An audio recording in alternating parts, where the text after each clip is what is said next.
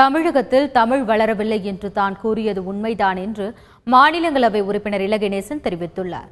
புதுக்கோட்டையில் தந்தி தொலைக்காட்சிக்கு பேட்டியளித்த அவர், இந்தி திணிப்பு போராட்டத்தால் தமிழகத்தில் தமிழும் வளரவில்லை, இந்தியும் வளரவில்லை என்றும் கூறினார்.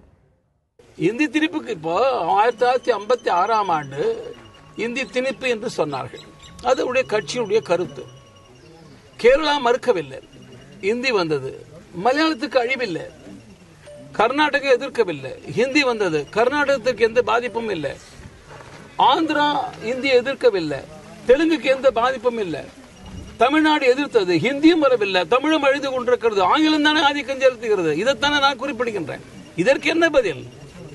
நான் ஹிந்தியை திணிக்க வேண்டிய எவராலும் எந்த மொழியும் எவர் மீதும் திணிக்க இயலாது. ஆனால் அதே நேரத்தில் என் தாய்மொழி வளர்ச்சிக்காக ஒரு ஆங்கில மொழி தமிழ்நாட்டினுடைய தமிழ் வளர்ச்சியை தடுக்கிறது என்றால் நிச்சயமாக நான் தமிழுக்காக குரல் கொடுப்பதற்கான உரிமை எனக்கு இருக்கிறது.